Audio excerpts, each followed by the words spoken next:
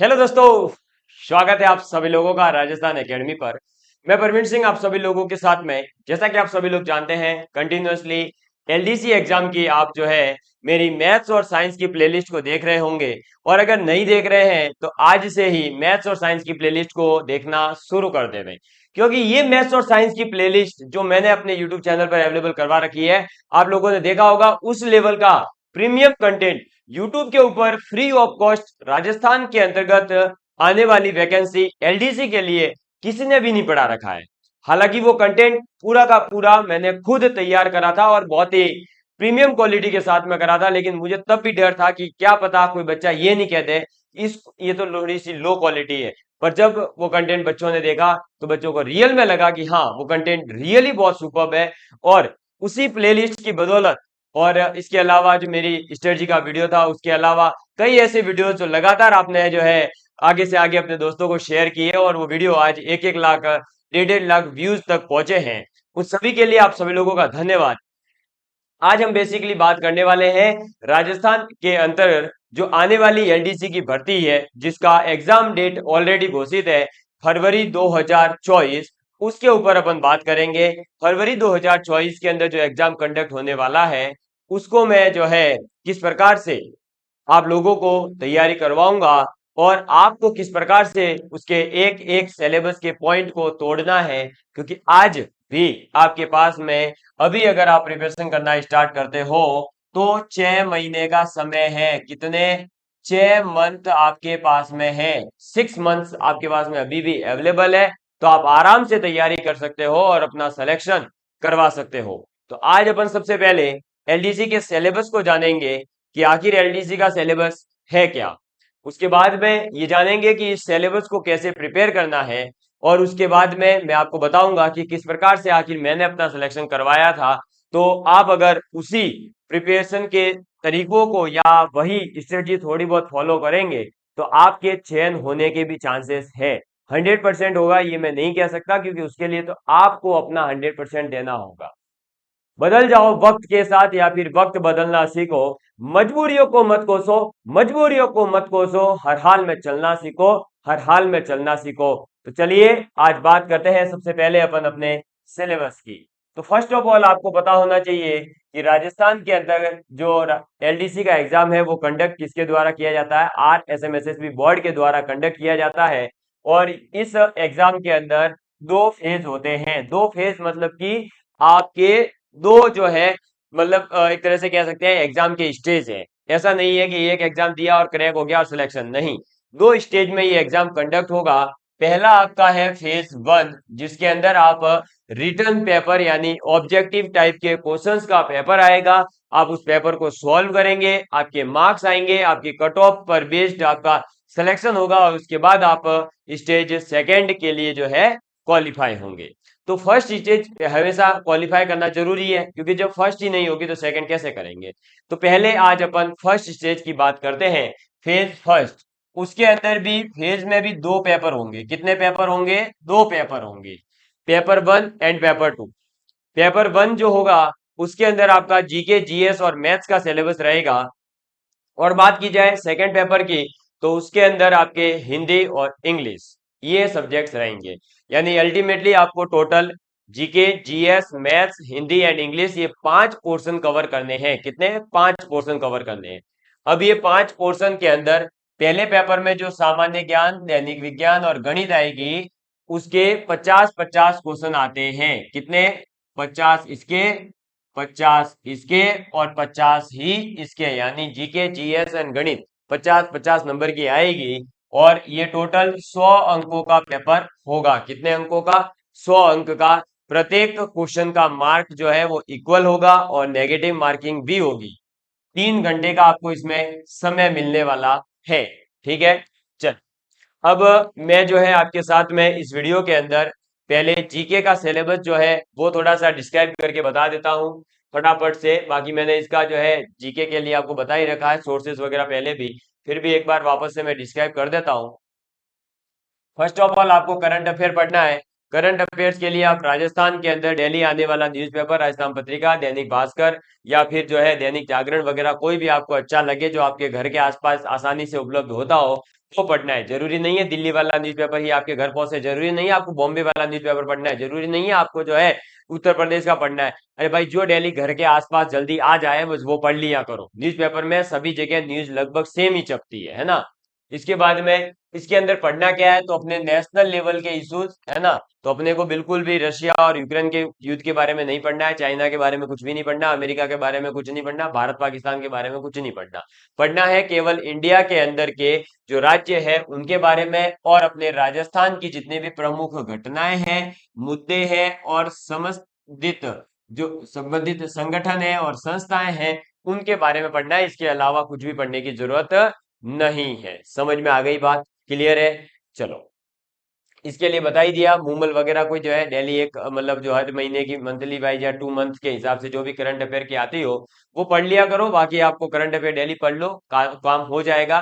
क्योंकि 50 question GK के आएंगे, उसमें आपको देखोगे कि ये केवल एक पोर्शन है करंट अफेयर। तो ऐसा तो है नहीं कि 50 के 50 आएंगे, 5-10 क्वेश्चन आएंगे। तो करंट अफेयर के लिए आप जितना टाइम डिवोट करोगे उन 5-10 क्वेश्चन को छोड़ करके दूसरी सब्जेक्ट तैयार कर लेना, सिलेक्शन आसानी से हो जाएगा मेरे मित्र। ठीक है, मैंने यही किया था। करंट अफेयर आज तक नहीं पढ़ा है यार, आज तक नहीं पढ़ा है।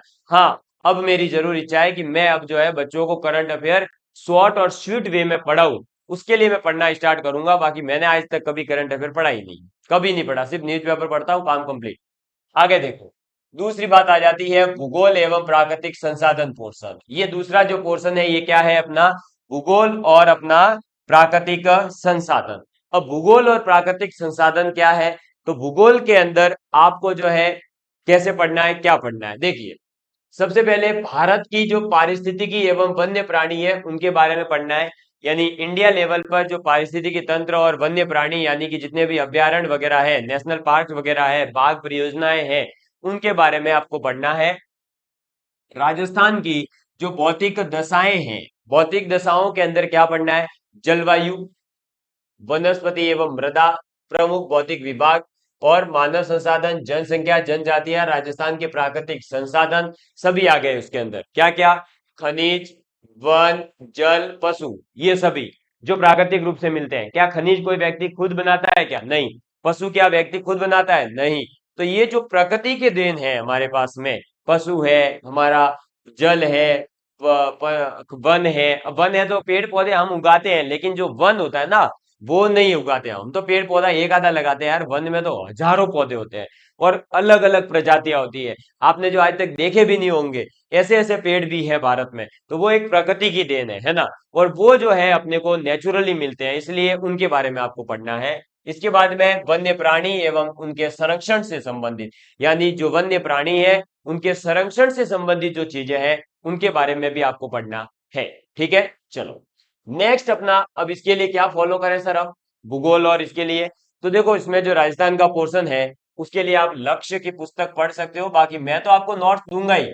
ये पूरा कंप्लीट सिलेबस मैं यूट्यूब पर भी अब करवाने वाला हूं, क्योंकि अब मेरे पास में स्मार्ट बोर्ड है, अब मेरे पास में कंटेंट है। अब केवल धुआ धुआ करना है तो वो यूट्यूब पे करना है। इसलिए अब अपने पास में तो क्या है, बहुत अच्छे तरीके से आपको पढ़ाने की स्ट्रेटजी बनाई जा रही है। लेकिन अब इसीलिए मैं धीरे धीरे क्या कर रहा हूँ, कंटिन्यूअस होने की तैयारी कर रहा हूँ, और साथ ही साथ आपको नई नई चीजें, नई नई अपडेट रेगुलरली अब जो है हमारे यूट्यूब चैनल पर मिलेगी। और जो आप लोग ये सोचते थे कि सर क्लासें रेगुलर नहीं होती, अब प्रॉपर तरीके से सब कुछ होगा और फ्री ऑफ कॉस्ट होगा। तो अब लक्ष्य की पुस्तक आप पढ़ना चाहें तो पढ़ सकते हैं। बाकी मैं कोई बुक रिकमेंड नहीं कर रहा।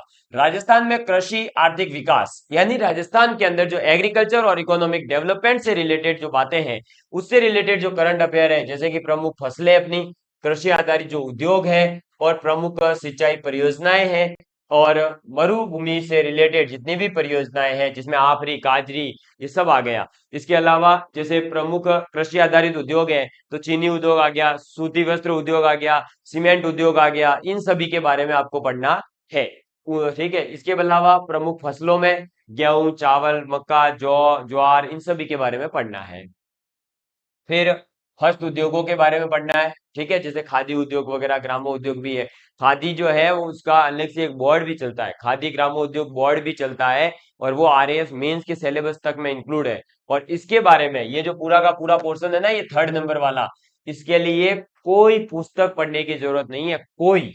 ये पूरा कंटेंट आपको free of cost already YouTube के ऊपर मैंने जो इकोनॉमिक सर्वे करवाया है उसके अंदर दे रखा है, और इसके लिए आपको केवल और केवल इकोनॉमिक सर्वे अपने इस सिलेबस के अकॉर्डिंग पढ़ने की जरूरत है, और कुछ भी पढ़ने की जरूरत नहीं है। ठीक है, चलो आगे बात करते हैं। चौथे नंबर पर राजस्थान का इतिहास एवं संस्कृति, यानी जो राजस्थान है, इस राजस्थान की हिस्ट्री क्या है। तो भाई साहब अपनी हिस्ट्री तो बहुत विकराल है और बहुत ही यूनिक है। ऐसी इतिहास में ऐसा इतिहास तो जो है पूरे भारत के किसी और राज्य का हो ही नहीं सकता, और है भी नहीं। ठीक है, अगर बात करें कि संस्कृति की, तो राजस्थान की संस्कृति भी बहुत निराली है। ऐसा कहा जाता है कि हर 1 किलोमीटर पर राजस्थान के अंदर भाषाएं चेंज हो जाती है, रीति रिवाजें चेंज हो जाते हैं। तो बात करें अगर इतिहास और कला संस्कृति की, तो इतिहास के अंदर आपको केवल मध्यकालीन इतिहास, यानी जो मेडाइवल हिस्ट्री है राजस्थान की, उसी के बारे में पढ़ना है। जो प्राचीन इतिहास है राजस्थान का वो नहीं पढ़ना है, नहीं पढ़ना है।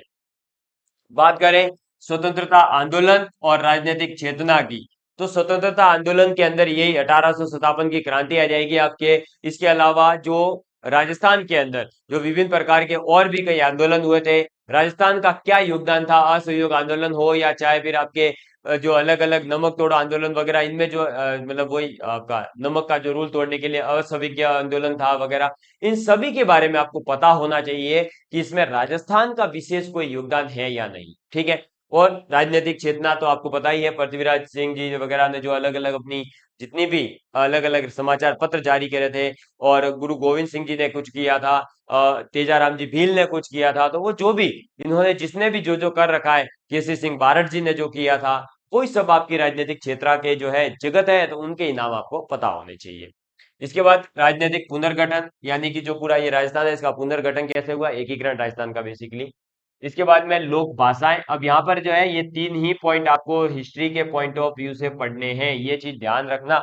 ऐसा नहीं हो कि आप जो है पूरी हिस्ट्री पढ़े जा रहे हो, या आपको पूरी हिस्ट्री पढ़ाई जा रही है और आप पढ़े जा रहे हो। भाई साहब 3 ही पॉइंट है हिस्ट्री के, फिर तो बाद में देखो ये लोक भाषाएं, और यानी कि बोलियां और साहित्य, लोक संगीत, लोक नृत्य, संत कवि योद्धा, लोक देवता, लोक देविया, सांप्रदायिक सौहार्द, और मेले त्योहार, रीति रिवाज, वेशभूषा, आभूषण, ये पूरा का पूरा द य र ल, ये जो कंटेंट दे रखा है आपके सिलेबस में इस नंबर पर चौथे के अंदर, ये पूरा आर्ट एंड कल्चर एसी का पोर्शन है, आर्ट एंड कल्चर का पोर्शन है। और इस पूरे के पूरे पोर्शन के लिए भी आप लक्ष्य की पुस्तक यूज कर सकते हो। उसके अंदर काफी डीप में अच्छे से दे रखा है चीजों को, और जो ये आपके दिमाग में डाउट आता है ना कि सर कई बार ऐसे टफ क्वेश्चन पूछे जा रहे हैं, वो किया जा रहा है, तो वहां पर फिर ये चीजें काम आ जाती है, वहां पर डीप नॉलेज जो है होता है, तो वो डीप नॉलेज आपको इस पुस्तक से अच्छे खासा मिल जाएगा। इसके बाद 5वां पॉइंट, वापस से वही कहूंगा, इकोनॉमिक सर्वे पढ़ लो, पूरा का पूरा पोर्शन दे रखा है वहां, अच्छे से दे रखा है एकदम, है ना, और ये पूरा पढ़ा दिया है इकोनॉमिक सर्वे, आप कर लेना वहां से कवर। ठीक है, कोई दिक्कत नहीं आएगी आपके। अब जो मेरा मेन पोर्शन है, जो मैंने आपको यूट्यूब पर अभी से ही फ्री ऑफ कॉस्ट अवेलेबल करवा दिया था, और आप सभी लोगों ने उसको बहुत ज्यादा प्यार दिया है रियली, है ना, तो वो है अपना दैनिक विज्ञान का कंटेंट। क्या है, दैनिक विज्ञान। अब ये दैनिक विज्ञान कहाँ से कवर करनी है, और जिस बच्चे ने नहीं पढ़ी है उसको बिल्कुल भी टेंशन नहीं लेना है, उसको मैं बहुत ही अच्छे तरीके से वापस से अब तो ऐसे लाइव रूबरू होकर के आपको पढ़ाने वाला हूं, और वो भी बहुत ही बढ़िया प्रीमियम क्वालिटी कंटेंट के साथ।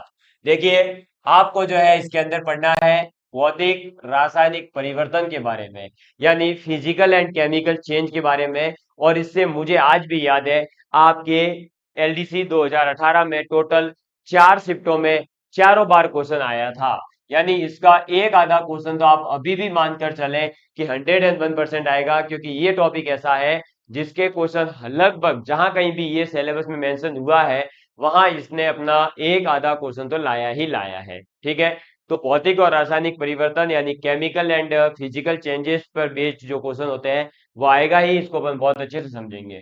ऑक्सीकरण और एवं अपचयन अभिक्रियाएं यानी ऑक्सीडेशन एंड रिडक्शन जो रिएक्शंस है उनके बारे में आपको पता होना चाहिए, जिसके अंदर ऑक्सीडेशन क्या है, रिडक्शन क्या है। और जब किसी रिएक्शन के अंदर ऑक्सीडेशन एंड रिडक्शन रिएक्शन दोनों साथ साथ होती है, तब आपको क्या करना है, उस रिएक्शन का क्या नाम होता है, जो रेडॉक्स रिएक्शन का एग्जांपल होती है बेसिकली। इसके बाद में उत्प्रेरक यानी कि catalyst. Catalyst as a motivational speaker, जो आपकी लाइफ में किसी भी मोटिवेशनल स्पीकर का उपयोग होता है, वही रिएक्शन को अगर मोटिवेट करना है तो ये कैटलिस्ट करता है, बस और कुछ भी नहीं, कैटलिस्ट इतना ही है।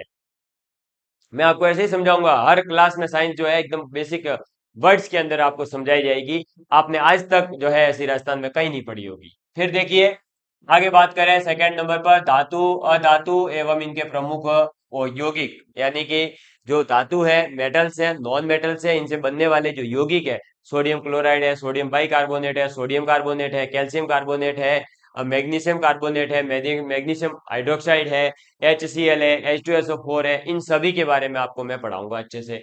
इसके बाद में सामान्य जीवन में यानी नॉर्मल लाइफ के अंदर, जनरल लाइफ में प्रयुक्त कुछ महत्वपूर्ण यौगिक, जो कि आपके वही है NaCl वगैरह जो भी नाम लिए ना, उन्हीं यौगिकों के बारे में पढ़ना है। ठीक है, चलो नेक्स्ट पोर्शन है सिलेबस के अंदर आपके ऑर्गेनिक केमिस्ट्री का, जो कि है देखो कार्बन, कार्बन के महत्वपूर्ण यौगिक, जिसमें आपको ग्रेफाइट वगैरह इनके बारे में पढ़ना है, और जो भी हाइड्रोकार्बन वगैरह होते हैं, एल्कोहल होते हैं, एल्डिहाइड होते हैं, एसिटिक एसिड वगैरह जो है, बड़े बड़े कुछ नाम है इंपॉर्टेंट, वो पढ़ने हैं। फिर कार्बन के अपर रूपों के बारे में, तो अपर रूप में आपका वही ग्रेफाइट आ जाएगा, फिर आपका कोल यानी कि कोयला आ जाएगा। इसके अलावा आपके जो है इसके अंदर हीरा यानी कि डायमंड आ जाएगा। ठीक है, ये सब आपको इसके अंदर पढ़ने हैं, ज्यादा कुछ भी पढ़ने की जरूरत नहीं है, तो मैं आपको ये अच्छे से कवर करवा दूंगा।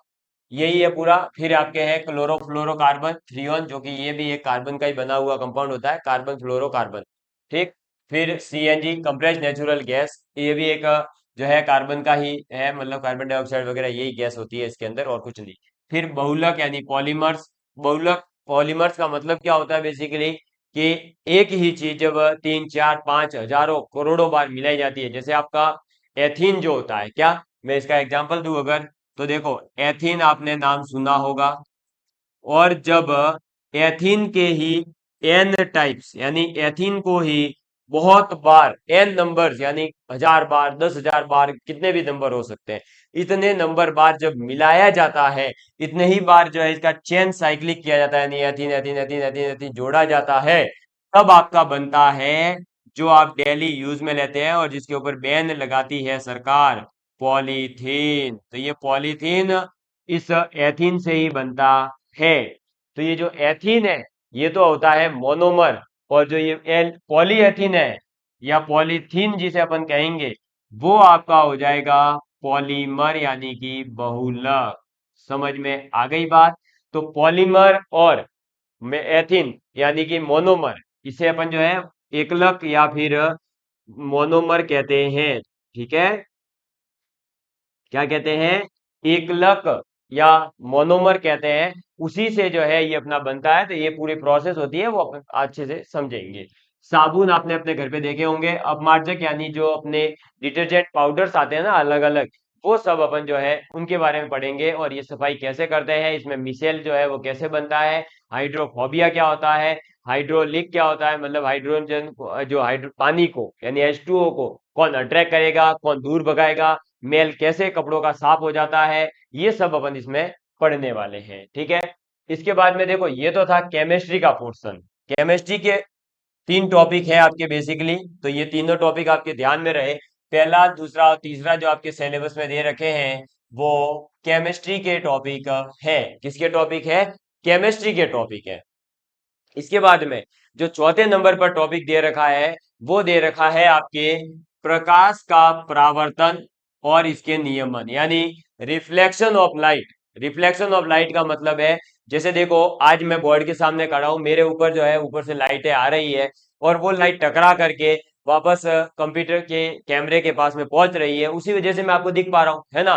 तो ये जो हो पाता है ये किसकी वजह से हो पाता है, ये हो पाता है लाइट ऑफ के रिफ्लेक्शन के कारण, यानी रिफ्लेक्शन ऑफ लाइट के कारण, परावर्तन के कारण। और इसके दो नियम है, बेसिकली बहुत ही आसान है, और इन नियम पर बेस्ड एलडीसी के अंदर क्वेश्चन आया हुआ है।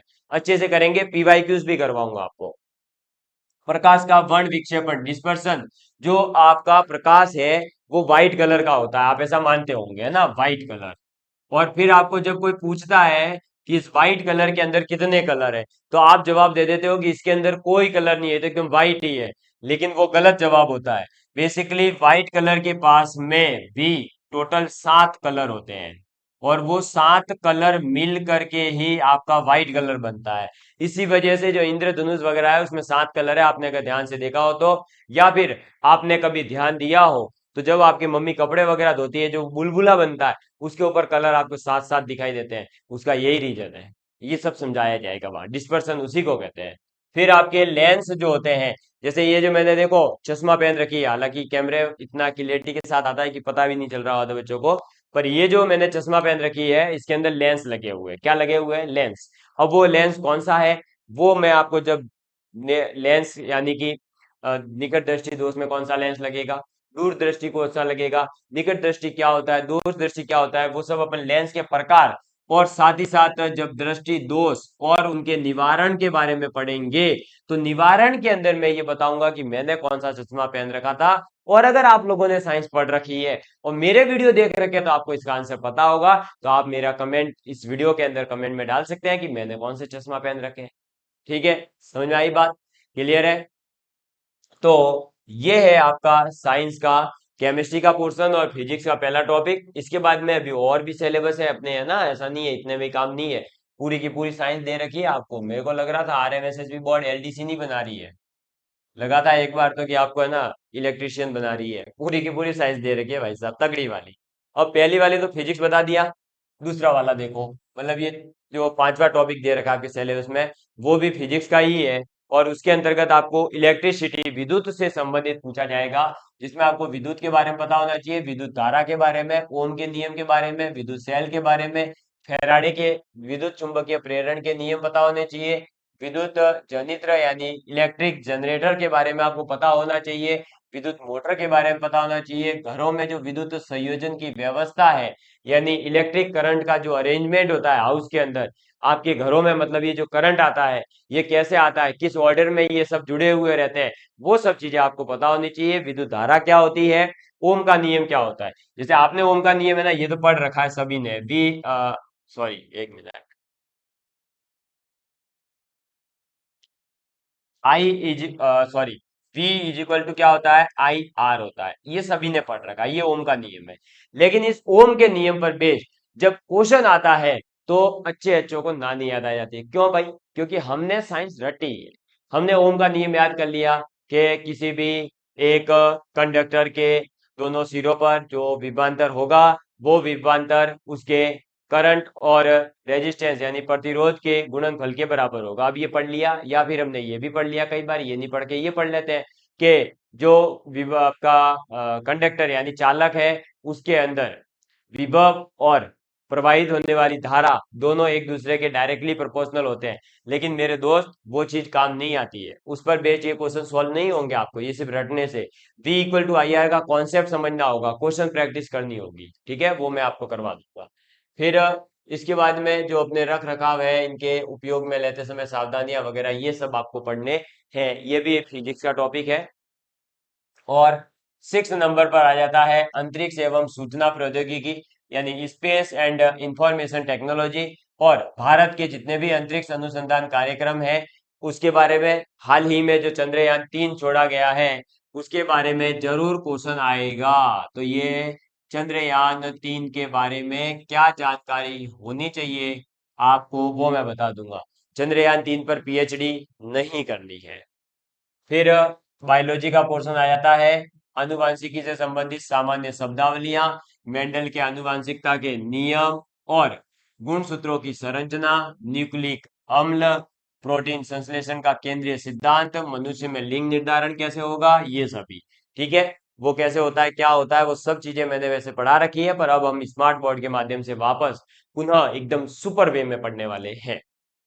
नेक्स्ट आपका बायोलॉजी के ये 2 टॉपिक हो गए, सॉरी एक टॉपिक, और उसके बाद में पर्यावरण के बारे में आपसे पूछा जाएगा, यानी आपका इसमें ये कह सकते हैं कि ये जो है बायोलॉजी प्लस एनवायरमेंट का टॉपिक है, क्योंकि इसके अंदर जैसे कि जैव पेटेंट है, नई किस्मों का परिवर्धन है, ये थोड़ा बहुत बायोलॉजी से भी संबंधित है और थोड़ा बहुत एनवायरमेंट से रिलेटेड भी रहेगा। तो ये जो है 8वां पॉइंट, ये दोनों में संबंधित है।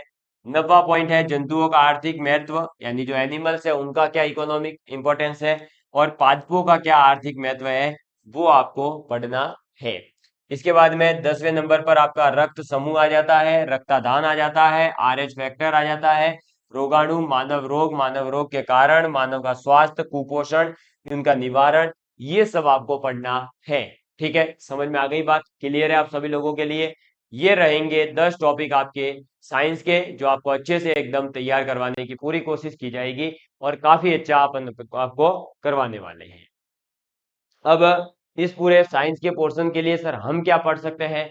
तो आप अगर पढ़ना चाहें तो आप इसके लिए जो है पढ़ सकते हैं जो आपके 6, 7, 8, 9, 10 की बुक है, उसमें से जो आपके सिलेबस मेंशन है उस टॉपिक को पकड़िए और उसमें से अच्छे से पढ़ लीजिए। बेसिक अच्छा हो जाएगा और साथ ही साथ आपकी अंडरस्टैंडिंग जो है वो भी बन जाएगी। समझ में आ गई बात? बाकी इस पर बेस्ड क्वेश्चन कैसे सॉल्व करने हैं, किस टाइप का क्वेश्चन नया बन सकता है, वो चीजें थोड़ी बहुत अपन आपको बता देंगे। समझ में आ गई बात? क्योंकि सेल्फ स्टडी से ही केवल और केवल सिलेक्शन नहीं होगा, आपको कहीं ना कहीं जो है कोचिंग के अंदर पढ़ाने वाले टीचर हो, चाहे यूट्यूब पर पढ़ाने वाले टीचर हो, चाहे आपकी जो है घर पे कोई आस पड़ोस में कोई टीचर पढ़ा रहा हो, वो तो उसकी सहायता जरूर लेनी चाहिए आपको, ताकि जो है वो आपको कहीं ना कुछ गलतियां करने से बचाएगा। बस मैं यही कहना चाहता हूँ। और जैसे कि मैंने अब सिलेक्शन लिया था तो मुझे पता था कि कौन सी चीजें मैंने अवॉइड करी, कौन सी चीजें क्या करी, तो बस वही चीजें आपके साथ में शेयर करने वाला हूँ।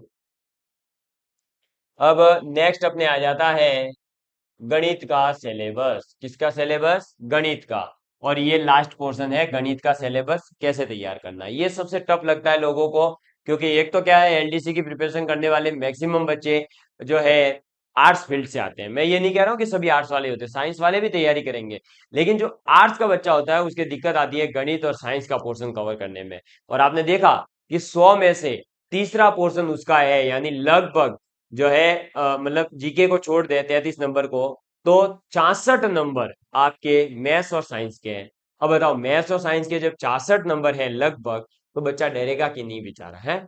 तो इसीलिए उसको डर रहता है, और इसीलिए वो जो है फिर बार बार, कई बार तो सोचता है तैयारी करूं नहीं करूं, कई बार मुझे कमेंट करता है सर मैं इससे हूँ, मेरी मैथ होगी नहीं होगी। भाई देख, पढ़ने वाला और पढ़ाने वाला हर बार अलग अलग होता है। मैं जो है पढ़ा रहा हूँ कई सालों से, तो मैंने भी अलग अलग टाइप के बच्चे पढ़ाए हैं।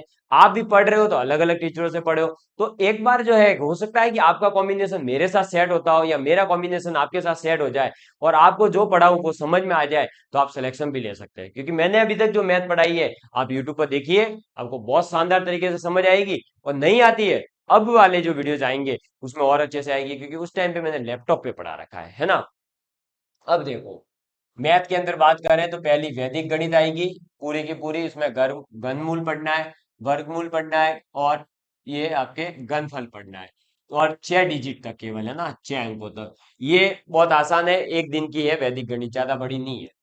फिर दूसरा है गुणनखंड कैसे निकालने हैं, बहुपद के गुणनखंड, समीकरण, दो चरों वाले रैखिक समीकरण, अनुपात समानुपात। ये पूरी की पूरी जो 7 टॉपिक आपके गणित के दे रखे हैं, ये 7 के 7 टॉपिक मैंने यूट्यूब पर लगभग अवेलेबल करवा रखे हैं। और जिन लोगों ने ऐप पर कोर्स खरीद रखा है उनके जो है कुछ 2-4 टॉपिक रहे हैं, वो भी हम जो है अब स्मार्ट बोर्ड के माध्यम से आपको पूरे करवाने वाले हैं। अब जो भी विद्यार्थी चाहता है कि मुझे वापस से पढ़ना है, अच्छे तरीके से पढ़ना है, तो आप जो है राजस्थान एकेडमी सिरोही ऐप पर जस्ट फीस देखना, अभी कितनी ज्यादा है फीस, है ना, 1999। कितनी फीस है भैया? इतनी फीस के अंदर जो है मैं आपको मैथ्स और साइंस कंप्लीट करवाऊंगा। हाँ सर, इतनी फीस? अरे नहीं है, सुन इधर देख, एक जीरो उड़ा, दूसरा जीरो उड़ा, बस इतनी फीस है। 199 रुपीज के अंदर आपको मैथ्स और साइंस कंप्लीट करवाई जाएगी एकदम अच्छे तरीके से। राजस्थान एकेडमी सिरोही ऐप पर लिंक वीडियो के डिस्क्रिप्शन में है, आप डाउनलोड करके कोर्स को बाय कर सकते हैं। ठीक है, ये 7 के 7 टॉपिक आप अगर करना चाहें तो RS अग्रवाल साहब की पुस्तक भी आती है, इसके साथ साथ मेरी भी एक मैथ के पीवाईक्यूज की, जो अभी तक एलडीसी के एग्जाम हुए हैं, उन सभी एलडीसी के एग्जाम के अंदर आए हुए जो मैथ्स के क्वेश्चन है, उनकी पीवाईक्यूज की बुक जो है अवेलेबल है पीडीएफ फॉर्म के अंदर, आप सभी लोगों को मात्र और मात्र 40 रुपए में। अगर आप जो है इस बैच को बाय कर लेते हैं तो इस बैच में ये फ्री मिलेगी, है ना। बैच के अंदर ये फ्री है, बाकी आपको 40 रुपए पे करने होंगे। समझ में आ गई बात? क्लियर है? और ये दो पुस्तक मैंने बता भी दी ताकि आपको ये नहीं लगे कि भाई मैं ही पढ़ाऊंगा तो होगा, नहीं। बाकी आपको मैथ जो है पूरी हमारे यूट्यूब चैनल पर प्लेलिस्ट के अंदर अवेलेबल है। और बाकी अब जो है, अगर आप इस वीडियो को ज्यादा से ज्यादा शेयर करते हो और कमेंट अच्छे अच्छे करते हो कि हाँ सर अब आप वापस पढ़ाइए और बोर्ड के ऊपर पढ़ाइए, तो मैं वापस एलडीसी का पूरा कोर्स, जैसे मैंने लैपटॉप में करवाया था प्रीमियम कंटेंट, वो प्रीमियम कंटेंट अब जो है आपको हमारे स्मार्ट बोर्ड पर देखने को मिलेगा। ठीक है। बाकी आपको चीजें पता ही है कि ऑब्जेक्टिव टाइप के क्वेश्चंस रहेंगे, मैक्सिमम 100 मार्क्स रहेंगे, नंबर ऑफ क्वेश्चंस 150 रहेंगे, 3 आवर्स का समय रहेगा, सभी क्वेश्चंस के इक्वल मार्क्स हैं और नेगेटिव मार्किंग भी है, वो भी सभी में इक्वल है। तो ये जो 6 पॉइंट लास्ट में लिख रखे हैं वो मैंने अच्छे से समझा रखे हैं पहले भी। ठीक है। ठीक है सर। सिलेबस बता दिया, और आपको जो है मैंने क्या बता दिया है, तो आपको मैंने ये भी बता दिया है कि आप किस प्रकार से, कहाँ से, कैसे सोर्सेस इकट्ठे करके इस सिलेबस को पूरा कर सकते हो। अब मैं आपको कुछ नई चीजें बताने जा रहा हूँ, सुनिएगा ध्यान से। थोड़ी सी जो मेरा एक्सपीरियंस कहता है वो अब मैं आपको बताने जा रहा हूँ, है ना। चलो इधर देखिएगा, अब थोड़ी बहुत स्ट्रेटजी के बारे में बात करूंगा मैं आपसे।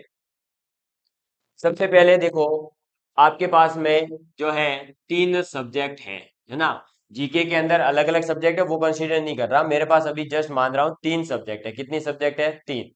अब ये जो 3 सब्जेक्ट है, इसमें से जो भी आपकी एक सब्जेक्ट तो स्ट्रांग होगी ही, है ना।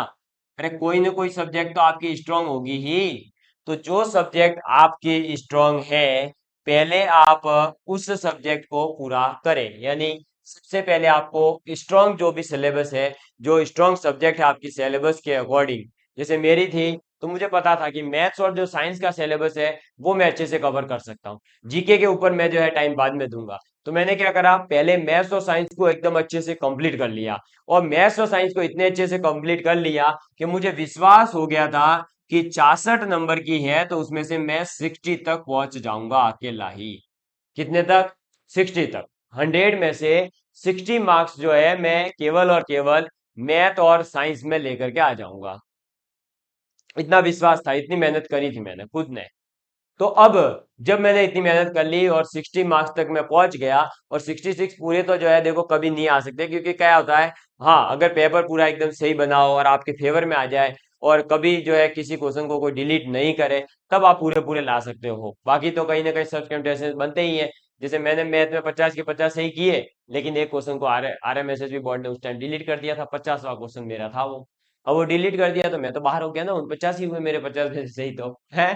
तो वो सीन अगर कभी बनेगा तो अलग बात है। बाकी आपके पास में इतना जब हो जाए तो उसके बाद आप आइए अपना जो भी वीक पोर्शन है। जैसे मेरा वीक पोर्शन था जीके, मैंने जीके को उतना ही पढ़ा कि 50 क्वेश्चन आएंगे, उसमें से मैं 10 से 15 क्वेश्चन भी अगर राइट टिक करके आ जाऊं, केवल 10-15 क्वेश्चन भी, तब भी मेरा यहाँ सिलेक्शन होने का चांस था। क्योंकि पहले पेपर के अंदर अगर मेरे 100 में से 60 मार्क्स तो उसमें आ गए थे, 10-15 यहाँ से ही हो जाते, यानी 5-10 इधर आ जाते, तो मैं टारगेट लेकर चल रहा था कि 100 में से 70 प्लस आ जाए। कितने?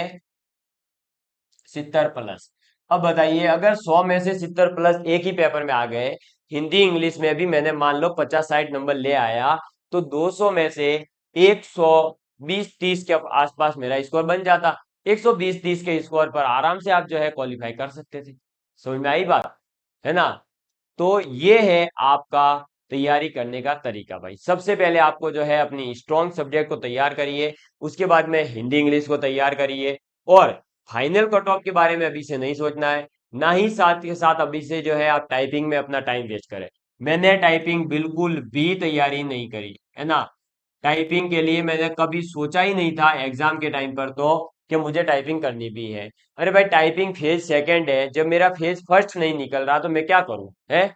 और अब आपके पास में 6 महीने का समय है, आप अपनी प्रॉपर तरीके से डेली का शेड्यूल बना ले हुए कि इतने घंटे में पढ़ूंगा, ये सब्जेक्ट इतने इतने दिन में मेरे को पूरी करनी है। मैथ के 7 टॉपिक है, 7 के अंदर मान लो 3 3 4 4 टॉपिक है, कहीं पर एवरेज 3 भी मान ले तो 7 × 3 = 21। 21 टॉपिक को अगर आप अच्छे से एक दिन भी कंटिन्यूअसली एक टॉपिक पूरा 12 12 घंटे पढ़ लेते हो तो 21 दिन के अंदर मैथ पूरी हो जाती है। मैं तो कह रहा हूँ 1 महीना मैथ पूरी दे दो। 1 महीना आपने जो है मैथ को दे दिया, कितना? 1 मंथ। और 1 मंथ ही आपने साइंस को दे दिया, और 1 मंथ ही आपने जीके को दे दिया। 3 महीने में एक बार तो इनको पूरा किया जा सकता है भाई साहब, अगर आप जो है प्रॉपर तरीके से डेली कंटिन्यूअसली कम से कम 3 4 नहीं, 10 10 12 12 घंटे पढ़ रहे हो तो। कुछ बच्चे सोचेंगे सिर्फ 10 घंटे कोई पढ़ता होगा, 12 घंटे कोई पढ़ता होगा। अरे भाई, पढ़ना मतलब कंटिन्यूअसली एक जगह बैठ करके ना पढ़ाई करते ही रहना जरूरी नहीं है। 10 12 घंटे का मतलब है आप 10 से 12 घंटे दिन के पढ़ाई के साथ में रहो, किताबों के साथ में रहो।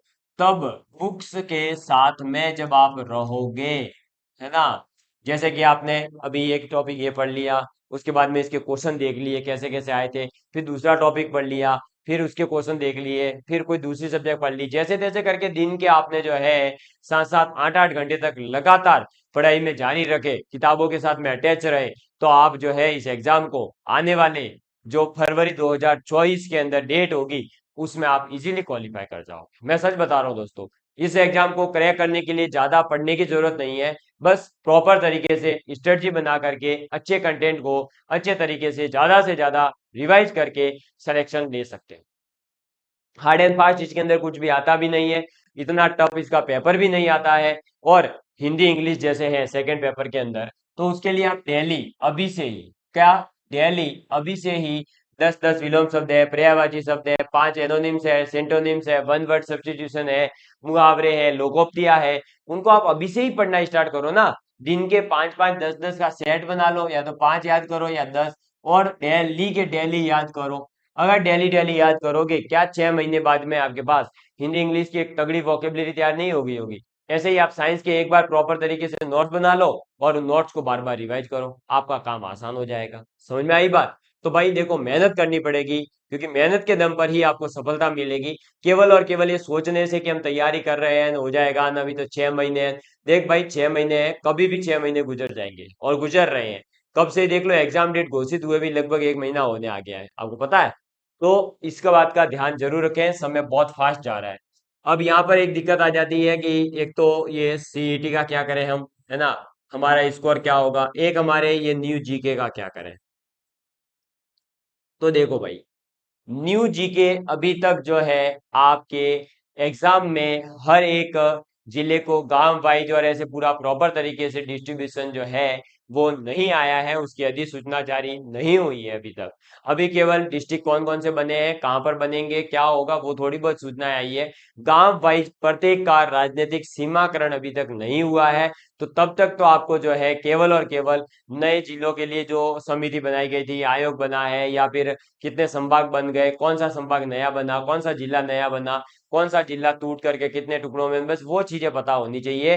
कितने संभागों के अंदर कौन कौन से जिले आ गए हैं, कौन से जिलों का संभाग चेंज हुआ है। जैसे सिरोही जिला जो है पहले उदयपुर संभाग के सॉरी पहले जोधपुर संभाग के अंदर आता था, अब उसे जो है पाली संभाग के अंदर डाल दिया है।